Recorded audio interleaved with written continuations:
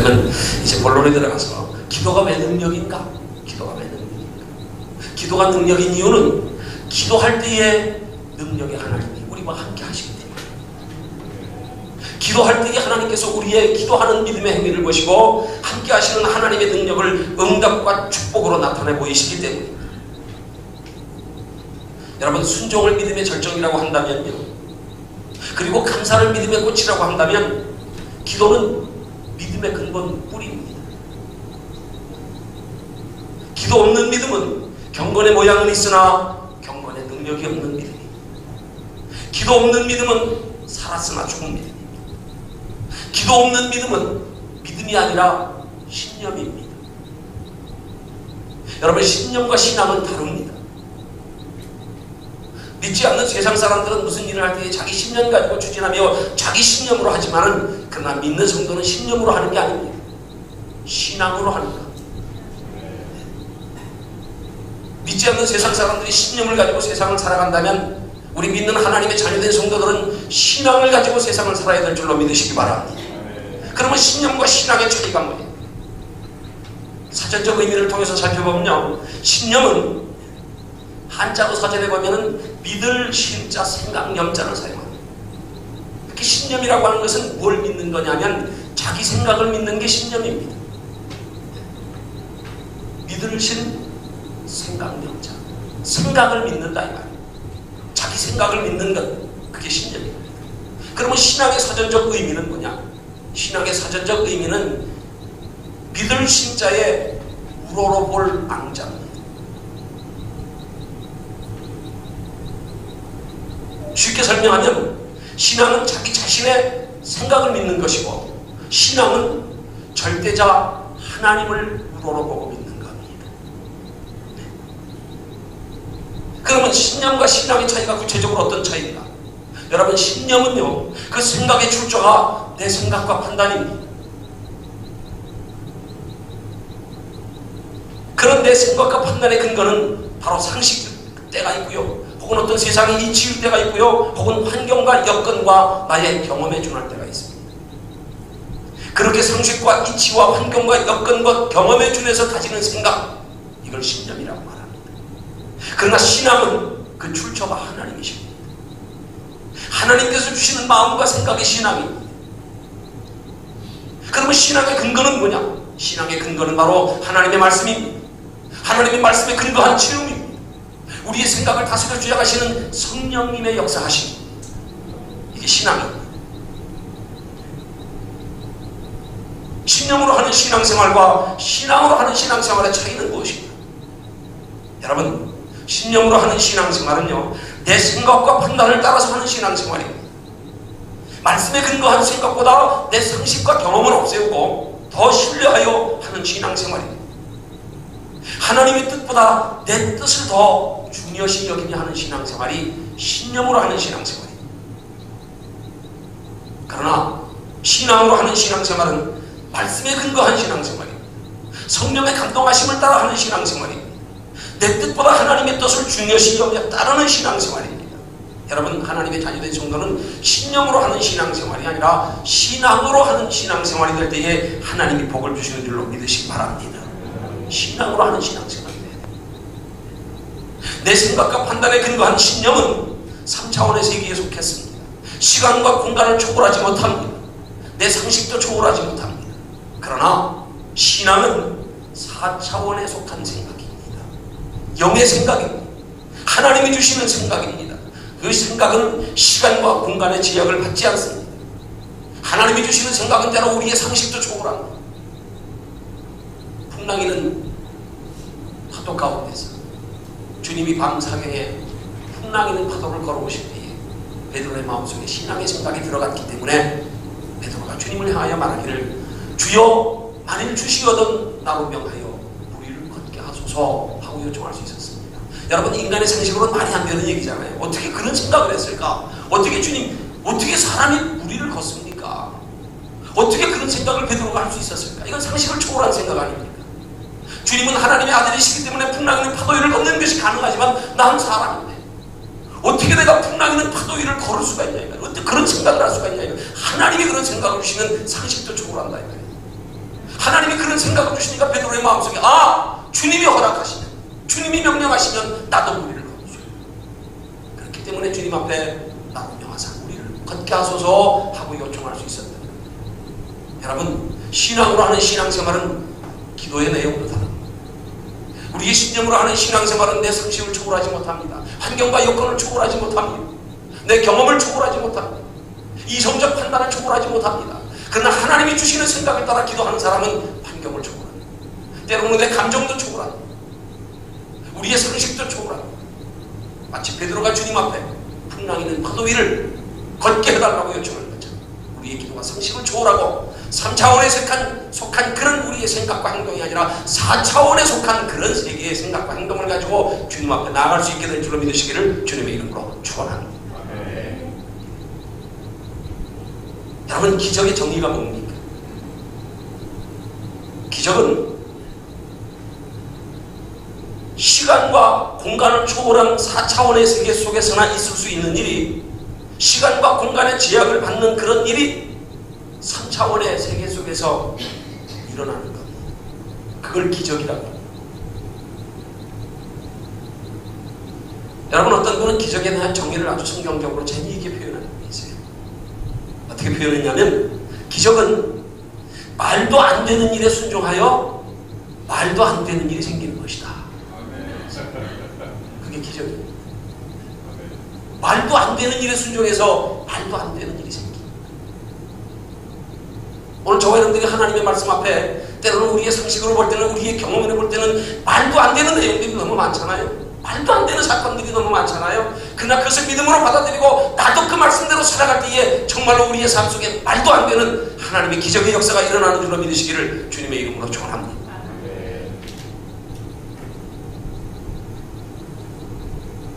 신념으로 하는 신앙생활이 아니라 내가 신앙으로 하는 신앙생활이 될 때에 우리의 삶 속에 이전 기적이 일어날 수 있다는 사실. 자, 그러면 어떻게 하는 것이 신앙으로 하는 신앙생활입니다? 그것은 바로 내 생각을 따라 행하는 것이 아니라 말씀대로 행하고 성령의 감동하심을 따라 행하고 내 뜻보다 하나님의 뜻을 더 중요시 여겨 따르는 신앙생활이 될 때에 하나님이 여기서 우리에게 기적을 일으키는 줄로 믿으시기 바랍니다. 좀 더 구체적으로 어느 때 이런 기적이 일어나느냐? 제가 3시간에 걸쳐 말씀드릴 요지, 첫째는 감사할 때 이런 기적이 일어납니다. 두 번째는 순종할 때 이런 기적이 일어납니다. 세 번째는 오늘 본문의 말씀처럼, 오늘 전하고자 하는 교훈의 핵심처럼 기도할 때에 이런 기적이 일어나는 줄로 믿으시기 바랍니다. 그러면 어떻게 기도할 때에 이런 기적이 일어나느냐? 우리 예수 믿는 사람이라면 누구나 다 기도하지 않습니까? 기도하면서도 우리가 이런 기적을 체험할 때가 그리 많지 않지 않습니까? 흔하지 않지 않습니까? 정말로 어떤 사람은 일생 평생 예수 믿으면서 한 번 기적을 체험할까 말까 하다 그러는데, 어떻게 하면 우리의 삶 속에 종종 이런 기적을 체험할 수가 있습니까? 그 비결이 바로 믿음으로 기도하고 간절히 기도하고 응답되어질 때까지 기도하면 이런 기적의 역사가 일어나는 줄로 믿으시기 바랍니다. 믿음으로 기도하십시오. 이 말은 여러분이 기도를 시작할 때에 하나님이 내 기도에 응답하신다는 믿음을 가지고 기대를 가지고 하라 이 말입니다. 여러분이 기도에 임하면서 과연 하나님이 기도하면 응답하실까? 반문하면서 의심하면서 혹은 습관적으로 형식적으로 생각 없이 그렇게 기도한다면 기도를 통하여 하나님의 기적은 일어날 수 없습니다. 그러나 내 기도에 반드시 하나님이 응답하신다는 믿음을 가지고 기대와 소망을 가지고 기도를 시작하는 순간부터 하나님이 역사하시기 시작합니다. 그리고 간절히 기도하십시오. 간절히 기도하십시오. 여러분, 성경에 보면 중언부언하는 기도에 대해서 기록한 말씀이 있지. 중언부언하는 기도하는 사람들을 가리켜 예수님은 말씀하시기를 저희들은 말을 많이 하여야 하나님이 들으실 줄 아는지라 그랬어요. 여러분, 말을 많이 하는 자체가 중언부언이 아닙니다. 생각 없이 하는 말이 중언부언입니다. 여러분이 정말로 간절하다고 하면 한 말 또 하고 한 말 또 하고 한 말 또 하게 돼 있어요. 그렇지요? 정말 여러분의 소원이 간절해 보세요. 하나님 앞에 기도만 하면 그 소원이 제일 먼저 나올 거예요. 그렇지요? 말을 많이 하는 게 중언부언이 아니라 말을 많이 하되 그 많이 하는 동기가 어디에 있냐 이거예요. 이제 형식적으로 습관적으로 사람을 의식하고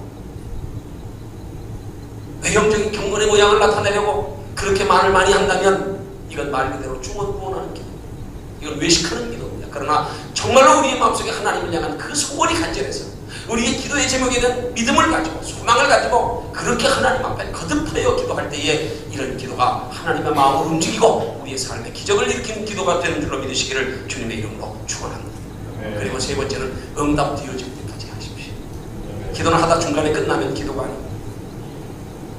기도는 어느 때까지 해야 되느냐? 응답받을 때까지 하는 게 기도입니다. 중요한 사실은 응답받을 때까지, 그러면 응답받을 때까지 기도는 얼마나 해야 되느냐? 우리가 응답받을 때까지 기도해야 된다는 사실 앞에 부담을 가지지만, 그러나 중요한 원리는 내가 응답받을 때까지 기도해야 된다는 사실이 중요한 게 아니라 내가 응답받을 때까지 기도하리라고 하는 마음의 결단과 각오를 가지고 시작하면 하나님은 속히 응답하실 줄로 믿으시기 바랍니다. 그럼 하나님이 응답하실 때까지 나는 기도합니다. 그때 하나님은 역사하십니다. 그러나 우리가 기도하는 순간에 이미 응답받으려고 응답받을 때까지 하는 인내하는 마음의 작정이 없이 기도하면 하나님이 우리 중심을 먼저 보십니다. 너 그렇게 하다가 그저 며칠 기도하다 말겠구나. 너 몇 번 기도하다가 말겠구나. 너 그러다 응답 없으면 중단하겠구나. 이미 하나님이 벌써 기도를 시작하기 전부터 하나님 우리의 심령의 중심을 먼저 보신단 말입니다. 기도에 임하는 우리의 마음의 자세를 먼저 살피신단 말입니다. 우리가 기도를 시작할 때 내가 이 기도의 제목만큼은 반드시 하나님 앞에 응답받으리라. 응답받을 때까지 아니라 작정하고 결심하고 하면 너 나에게 기도를 통해서 응답받으려고 너 다른 길은 다 닫아놓고 오직 그 문제 하나만큼은 하나님 앞에 해결받으려고 네가 작정했구나. 그 마음을 보시는 순간에 우리의 응답받을 때까지 하는 기도는 의외로 빨리 응답되어질 줄로 믿으시기를 주님의 이름으로 축원합니다. 가난한 과부와 불의한 재판관의 비유를 통해서 하나님이 주시는 교훈의 결론이 그겁니다. 속히 응답합니다. 이 가난한 과부가 시도 때도 없이 불의한 재판관을 찾아가서 재판 비용도 재판에 들어갈 돈도 들이지 않으면서 자기 형편과 사정을 나누면서 이 억울한 사정 다 들어달라고 아무리 호소해도 불의한 재판관은 자기에게 유익이 없기 때문에 들어줄 생각 계획도 없습니다. 그럼에도 불구하고 이 가난한 과부가 시도 때도 없이 그 재판관이 응답할 때까지, 허락할 때까지 그렇게 간청을 했더니 그 불의한 재판관도 가난한 과부의 간청에 들어 죽는 것을 예로 들면서 하나님께서는 그렇게 하나님 앞에 응답받을 때까지 기도하면 하나님이 속히 이루어 주시리라고 말씀한 내용인 줄로 믿으시기 바랍니다. 기도는 그렇게 하는 게 믿음으로 하는 기도. 기도할 때 하나님이 내가 기도하면 반드시 응답하신다는 믿음 가지고, 또 한 가지도 참고로 응답받는 기도의 비결, 기적을 체험하는 비결을 조지 물러의 기도를 통해서 제가 소개한다면, 조지 물러는 여러분이 아시는 대로 일생에 5만 번 이상의 기도의 응답을 받은 사람입니다. 그러면 조지 물러가 어느 때부터 하나님을 믿어서 그가 어느 때까지 얼만큼 살았는지는 모르겠지만, 그러나 여러분들 적어도 1년에 5만 번 이상의 응답을 받았다면 우리가 한번 생각해 볼 것은, 그러면 5만 번 응답 받았다면 도대체 하루에 몇 번을 받았을까? 한 생각해 볼까요? 하루에 한 번씩 기도의 응답을 받는다 그러면 1년이면 몇 번 받을까요? 365번. 그러면 10년이면 몇 번일까요? 3650번. 그러면 100년이면 몇 번일까요?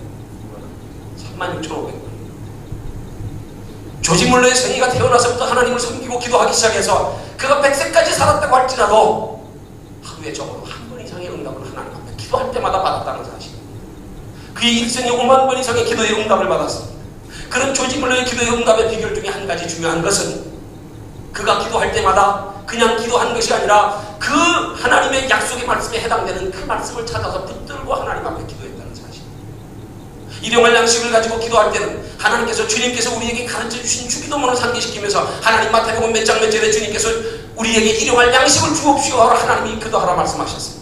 하나님의 그 말씀에 근거하여 하나님의 일용할 양식 주심을 믿고 기도합니다. 그 많은 고아원의 원생들을 다 그 기도를 통해서 여러 번 기적을 체험하며 그들의 양식을 공급할 수 있었던 것이, 항상 기도하면서 그냥 기도한 게 아니라 하나님이 약속하신 말씀을 붙들고 기도했다는 사실. 그래서 어떤 때는 조지 물러가 하나님 앞에 응답받는 기도를 하기 위해서, 그 응답받는 기도가 되기 위한 거기에 약속하신 하나님의 말씀을 찾는데 어떤 때는 하루 종일 걸린 적도 있다.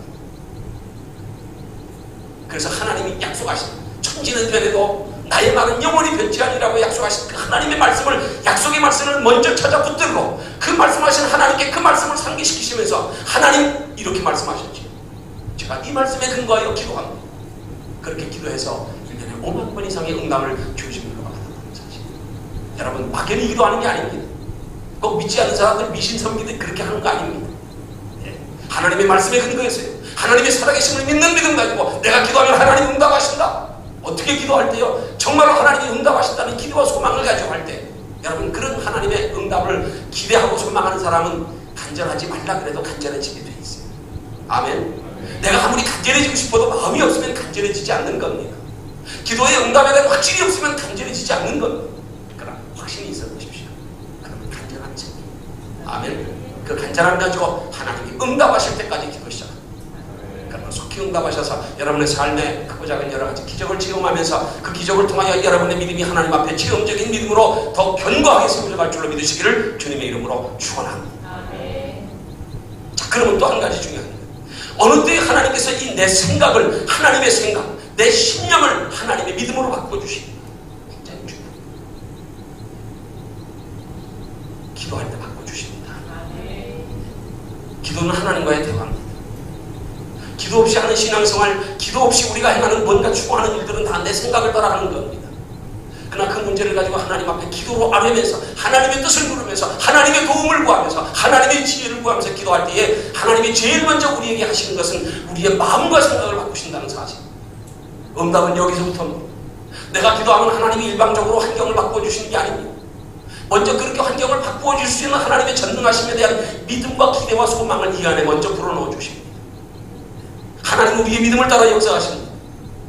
내가 믿음 없이 하나님 앞에 간절히만 기도하면 응답하시는 하나님이 아니라 하나님의 믿음의 원리를 따라서 간절히 믿음으로 소망으로 기도할 때에 내 안에 평안을 주시고요. 내 안에 하나님의 말씀이 믿어지게 하시고 내 기도에 대한 확신하는 믿음이 이 안에서 생겨지게 하심을 통해서 그 믿음을 따라 역사하신다는 사실. 성경은 말씀하기를 너희의 구할 것을 하나님 앞에 감사함으로 아뢰고 기도와 간구로 아뢰라고 말씀하면서 그리하면 모든 지각에 뛰어난 하나님의 평강이 그리스도 예수 안에서 너희 마음과 생각을 지키시리라 그렇게 말씀했습니다. 우리가 하나님 앞에 기도와 간구로 간절히 간구하여 기도하는 것은 뭔가 하나님 앞에 아뢰는 우리의 소원 기도의 제목이 있다는 얘기 아닙니까? 그렇죠? 그런데 그렇게 기도와 간구로 간절히 감사함으로 믿음으로 아뢰을 때 하나님이 먼저 하시는 것은 응답이 먼저가 아니라 그리스도 예수 안에서 이 마음에 평강을 먼저 주신다는 사실. 그리고 나서 이 평강의 믿음을 따라서 하나님은 응답하시는 하나님. 그러니까 하나님은 철저히 기적을 일으키셔도 먼저 우리 속에 그 기적을 일으킬 만한 믿음의 요소를 우리 안에 불어넣으시고 이 믿음을 주시는 하나님의 생각을 따라 행동할 때에 거기서 기적이 일어난다는 사실을 믿으시기 바랍니다. 그러니까 우리가 하나님 앞에 기도하여 응답을 받으려면 기도하다가 먼저 내가 믿음을 얻어야 됩니다. 기도하다가 먼저 내 안에 평안을 얻어야 됩니다. 기도하다가 내가 먼저 내 안에서 하나님이 응답하신다는 믿음의 확신이 생겨야 됩니다. 그 기도는 어느 때까지 해야 되느냐? 하나님이 기도를 통하여 내게 응답하신다는 내 소원 들어주신다는 믿음이 생길 때까지 기도해야 돼요. 그러면 그 뒤에 이어서 응답이 따라옵니다. 여러분 한 가지 알아야 될 것은요. 우리가 기도하면서 우리의 마음이 어느 한쪽으로 치우치고 염려하며 걱정하며 근심하며 기도할 때가 있잖아요. 그렇게 기도할 때는요. 응답이 거의 90% 이상이 가짜. 마음의 평강이 먼저 있을 때 우리 마음이 좌로나 우로나 치우치지 않을 때 하나님이 그 안에 들어오셔서 역사하시고 하나님이 역사하시면 우리 안에 분별되고 믿어지는데요. 마음이 어느 한쪽으로 쏠리고 불안하면은요. 하나님이 응답 주셔도 모릅니다. 분별하지 못합니다. 그렇게 마음이 하나님을 향하여 중심에 되어 있지 않을 때 사탄 마귀가 거짓된 응답을 줍니다. 그래서 우리는 때로는 하나님의 응답 받았다고 하면서도 응답이 틀릴 경우가 많이 있잖아요. 그 원인이 뭐냐? 내가 하나님 안에 먼저 우리의 마음의 평안을 먼저 얻어야 되는데 하나님께서 이 마음과 생각을 다시 주장하시면서 하나님 안에 느껴지는 뭔가 믿음의 평안이 확신이 소망이 먼저 있어야 되는데 이것 없이 욕심만 가지고 불안하여 걱정하며 조급하여서 하나님 앞에 기도하다 보면 잘못된 응답을 받아서 속아서 실수할 때가 얼마나 많은지 하나님 영광 가리울 때가 얼마나 많은지. 그래서 기도는 꼭 믿지 않는 사람들이 어디다 대고 무작정 빌듯이 그렇게 하는 게 기도가 아닙니다. 기도는 하나님과의 대화입니다. 하나님과의 대화를 통해서 하나님과 나와 생각의 마음이 통해야 됩니다. 먼저 통해야 됩니다. 기도는 입만 벌린다고 기도가 아닙니다. 생각을 교통하는 겁니다. 하나님. 내 생각을 하나님을 그냥 아뢰면서 하나님 편에서 생각하고 하나님 편에서 바라보고요. 그럴 때 하나님이 내 마음과 생각을 다스려 주장하시는 영적인 교제가 이루어질 때에 여러분의 기도는 응답되기 시작한다는 사실을 꼭 깨달으시기를 주님의 이름으로 축원합니다. 여러분 기도를 통해서 내 생각을 하나님이 바꿔주시는 걸 성령의 감동이라고 그러는 거예요. 그게 성령의 감동. 성령의 감동은 때로는 내 상식을 초월하잖아요. 그렇지? 성령이 우리의 마음에 감동을 주시면 나는 그렇게 할 형편이 아닌데 왠지 내 마음속에 자꾸 그렇게 하고 싶은 생각이 들잖아요. 그렇지요? 환경을 초월하는 겁니다. 내 생각을 초월하는 겁니다. 때로는 저 사람이 미워해야 될 사람이 성령의 감동을 주시면 왠지 저 사람을 위하여 기도하고 싶은 마음이 들고요. 그렇게 미워하던 사람이 사랑스러워지고요. 살아가고 싶어지고요. 성령이 우리의 마음의 생각을 바꿔주시기 때문입니다. 성령의 감동은 그 하나님이 내 생각을 주장하시는 겁니다. 내 생각을 하나님이 주장하셔서 내 안에서 하나님의 생각으로 바꾸어주시는 것, 이걸 성령의 감동이라고 말합니다. 빌립보서 2장 13절에 그랬지.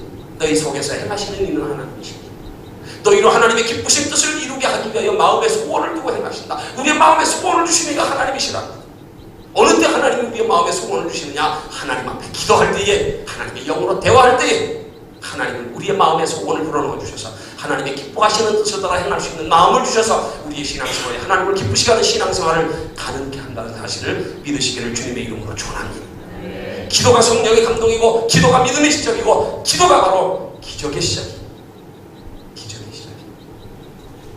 이런 기도를 통한 하나님의 생각, 곧 성령의 감동과 믿음을 따라 행동할 때에 하나님의 능력이 내게서 나타나고 환경을 통하여 나타나는 것, 그걸 기적이라고 하는 거예요.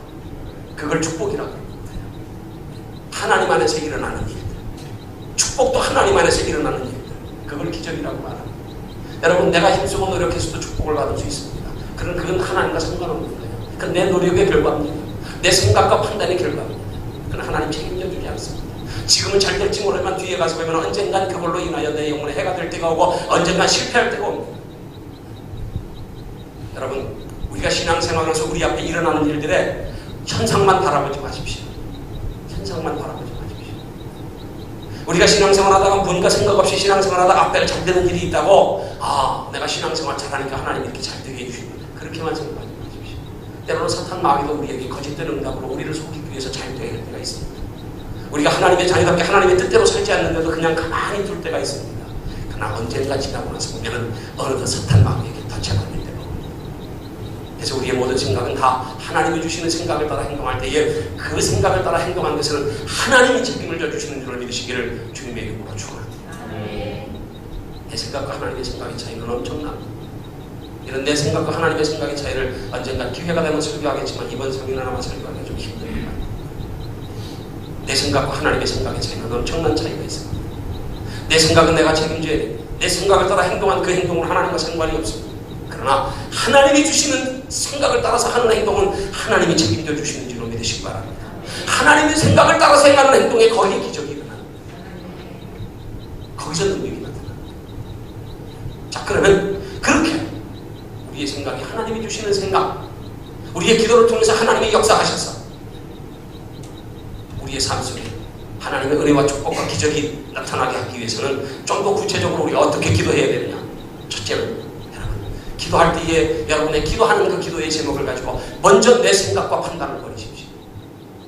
내 생각과 판단을 버리세요. 이 내 생각 판단이 앞서 있으면 하나님 앞에 바른 기도를 할 수가 없습니다. 풍랑이는 바다 위로 걸어오시는 예수님 보고 베드로가 자신의 생각을 먼저 했더라면 주님 앞에 그렇게 요청하지 못했습니다. 그렇지요? 어떻게 사람이 바다 위를 걸을 수가 있어요? 내 생각과 판단을 버리지 않고는 결코 주님 앞에 그렇게 풍랑이를 걷게 해달라고 하는 기도의 요청은 불가능했습니다. 그렇지? 아브라함이 하나님의 말씀에 순종하여 갈대아 우르를 떠나며 갈 바를 알지 못한 채 떠났고 하나님께서 그 아브라함에게 때가 되어 이삭을 주시고 이삭을 모리아산에 제물로 바치라 말씀할 때에 만약에 아브라함이 그 하나님의 명령과 말씀 앞에서 자기의 생각으로 먼저 판단했더라면 결코 순종하지 못했을 겁니다. 여러분, 하나님의 말씀에 순종하고 우리가 하나님 앞에 기도할 때에 가장 먼저 해야 될 작업은 내 생각과 판단을 내려놓고 기도 시작해요. 내 생각과 판단. 이거는 이렇게 되겠는데 저건 저렇게 되게 상황이 어려운데.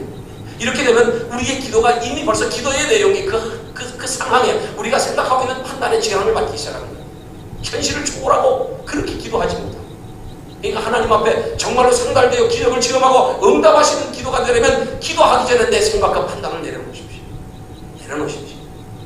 그리고 전능하신 하나님을 바라보고 전능하신 하나님을 믿는 믿음 가지고 사도 바울의 신앙 고백처럼 내게 능력 주시는 하나님 안에서 내가 모든 것을 할 수 있다. 하나님이 능력만 주시면 모든 것 가능합니다. 내가 볼 땐 불가능하지만, 내가 볼 땐 현실에 맞지 않지만, 그러나 내 생각 내려놓는 순간에 하나님은 우리의 생각 속에 역사하신다는 사실을 믿으시기 바랍니다. 그리고 두 번째, 내 생각 판단 내려놓고 간절히 기도하십시오.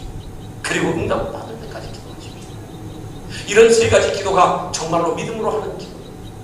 우리 예수 믿는 사람들 다 기도하지만 과연 믿음으로 기도할 때가 얼마나 돼요? 믿음으로 기도할 때가 얼마나 돼요?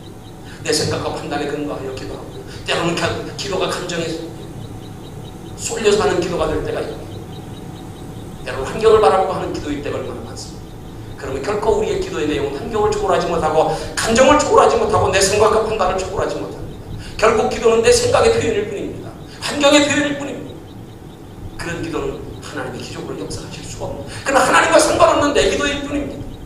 내 기도일 뿐입니다. 이걸 내려놓고 하나님의 편에서 하나님의 생각을 다스려 주장하시도록 그 기도에 하나님이 책임지시도록 그렇게 간절히 믿음으로 생각 내려놓고 하나님의 말씀을 기억하고 상기하며 기도할 때에 하나님은 생각 속에 역사하시고 그 생각 속에 역사하시는 하나님이 그 주신 생각을 따라 행동하면 거기에 하나님의 기적과 능력, 축복의 역사가 나타나는 줄로 믿으시기를 주님의 이름으로 축원합니다.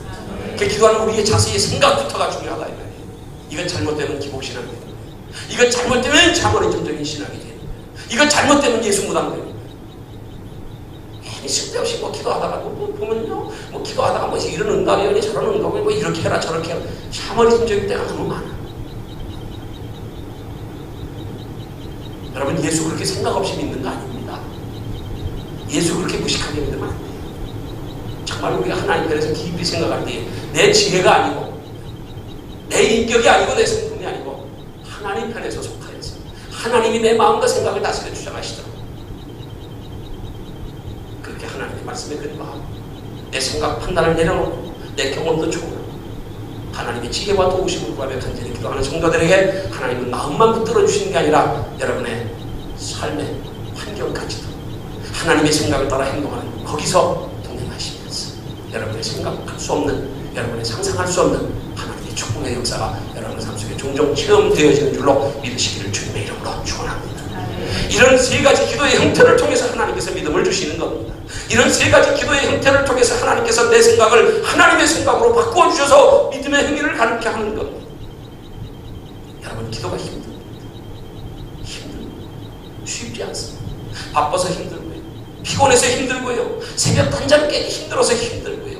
그러나 그 기도가 힘들기 때문에 하나님 보시기에 귀한 겁니다. 쉬움은 귀한 거 아닙니다. 쉬움은 누구나 하지. 힘들기 때문에 귀한 거예요. 귀하기 때문에 하나님이 그 힘든 기도를 통하여 복을 주시고 응답하시는 줄로 믿으시기 바랍니다.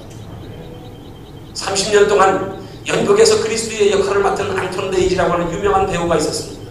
어느 날 여행 중에 연극 공연을 관람한 어느 여행객이 공연을 관람한 후에 기념으로 자기가 예수님의 십자가를 지고 가는 장면을 찍었으면 좋겠다는 생각으로 무대 뒤로 가서 연출가의 허락을 받고는 무대에 올라가서 공연 때 사용했던 십자가를 지려고 했는데 너무 무거워서 질 수가 없었습니다.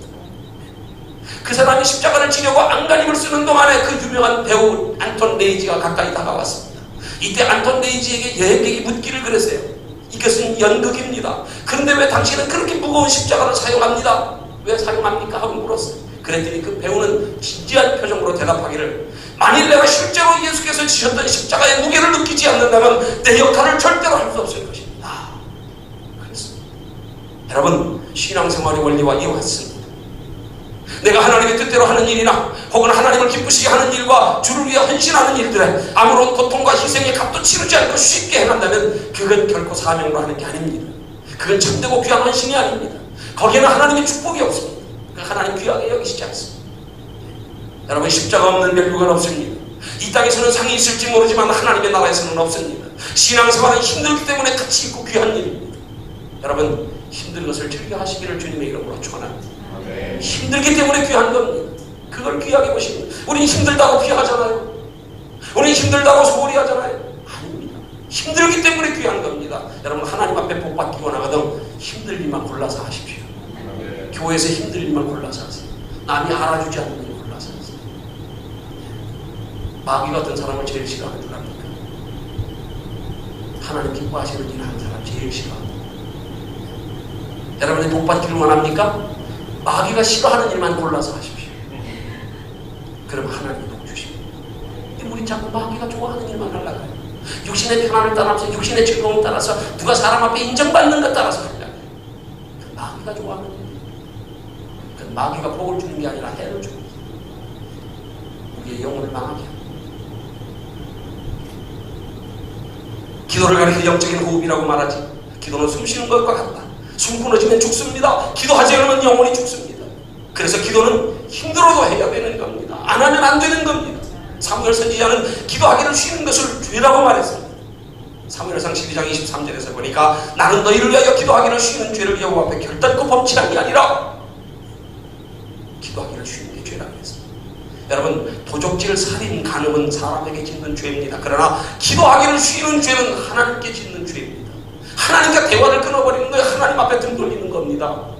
여러분, 사람 앞에 짓는 죄가 심각합니까? 하나님 앞에 짓는 죄가 심각합니까? 하나님 앞에 짓는 죄가 심각하지. 그것 때문에 축복이 가려지는 거예요. 여러분, 다윗과 사울왕의 차이를 아십니까? 다윗은 사람 앞에 죄를 범했습니다. 우리아의 아내를 범했습니다. 그 남편을 죽였습니다. 자기 죄악까지 숨겼습니다. 사울은 하나님 앞에 죄를 범했습니다. 제사장만이 드릴 수 있는 제사를 그가 드렸습니다. 하나님께서 이방민들을 멸할 때 이 모든 것 하나도 남기지 말고 다 진멸하라 그랬는데 좋은 가축대들을 일부분 남겨두었습니다.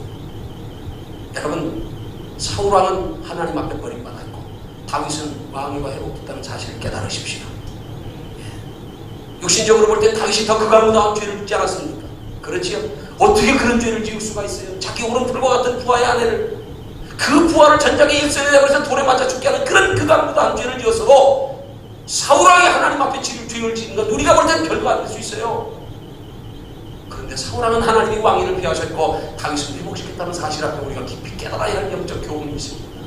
여러분, 어느 죄를 더 심각하게 여기십니까? 하나님 앞에 짓는 죄를 더 심각하게 여기십니까? 아니면 여러분의 일상생활의 인간관계의 도덕윤리적인 그런 죄를 더 심각하게 여기십니까? 하나님 앞에 짓는 죄가 더 심각합니다. 더 우선입니다. 더 중요합니다. 우리는 얼마나 알게 모르게 하나님 앞에 짓는데 죄를 너무 가볍게 여길 때가 얼마나 많은지 몰라요. 대수롭지 않게 넘어갈 때가 얼마나 많은지 몰라요. 하나님 내 형편하시죠? 끝났어.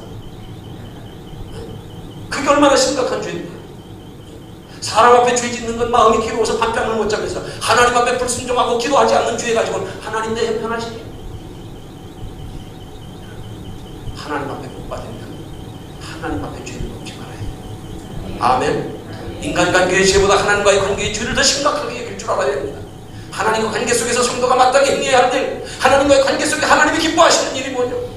내가 주를 위해서 희생해야 될 부분이 어떤 부분인가? 이걸 생각하거나 신앙생활에는 하나님이 반드시 기뻐하셔서 여러분에게 베풀어 주시는 축복이 있다는 사실을 꼭 믿으시기를 주님의 이름으로 축원합니다. 예레미야 5장 25절에 하나님 말씀했습니다. 너희 죄가 너희에게 오는 좋은 것을 막아느니라. 너희 죄가 어떤 죄가요? 사람 앞에 짓는 죄도 물론 중요합니다. 더 중요한 건 하나님과 우리와의 관계 속에서 중요합니다. 오늘 우리의 성도의 신앙생활은 수평적 신앙생활과 수직적 신앙생활이 같아야 되지만 평행을 이루고 같은 비중을 차지하면 그러나 우선순위에 보면 하나님과 나와의 관계가 더 중요합니다. 아멘. 이걸 잘 아십시오.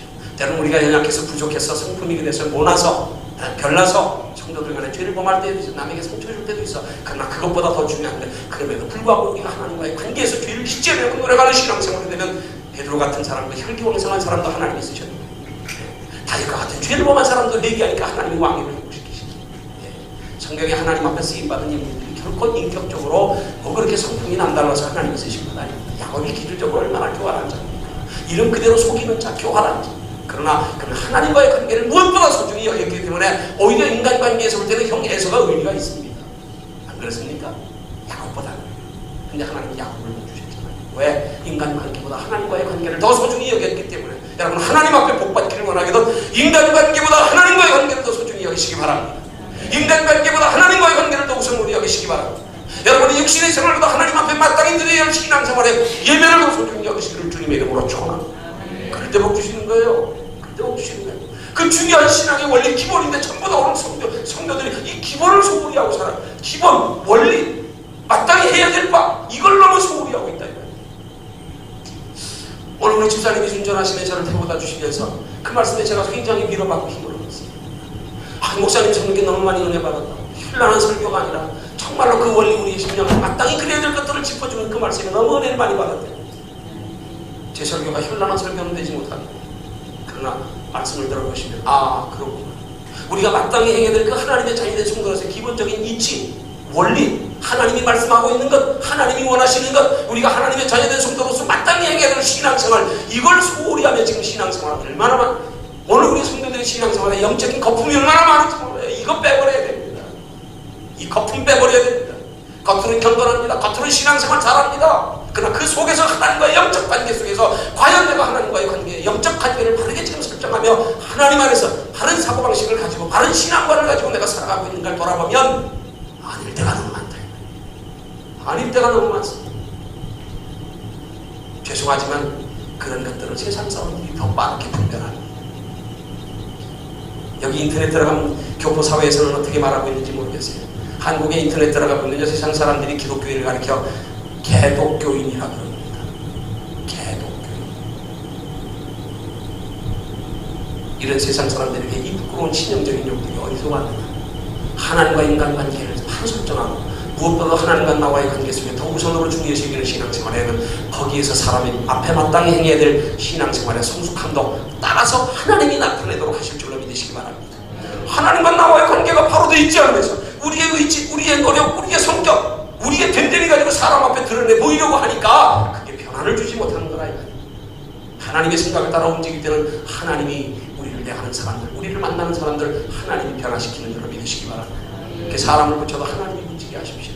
하나님과 나와의 관계를 우선하고 해서 이번 성회가 여러분들에게 하나님 앞에 마땅히 행해야 될 성도의 신앙생활이 어떤 것들인지를 깊이 깨닫는 것이 되어져서 제가 이 부흥회 끝나고 나서 그 뒤에라도 우리 뉴저지 성도교회 모든 성도들이 이제 신앙관이 달라지고, 물론 허성희 목사님을 통해서 많은 깊은 말씀, 좋은 말씀 많이 듣지만 그러나 하나님은 이 부흥성회를 통해서 특별하게 역사하시는 기간이기 때문에 하나님이 이 부흥성회에서 주시는 말씀은 더 마음속에 오래 기억하게 하시는 줄로 믿으시기 바랍니다.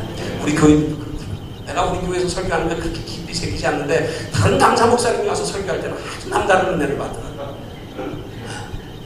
깨달으셔서 하나님과의 관계를 기도로 만드셔서 하나님이 주시는 생각 속에 살아가는, 하나님의 생각을 따라 행동하는 여러분들 되시기를 주님의 이름으로 축원합니다. 기도하겠습니다.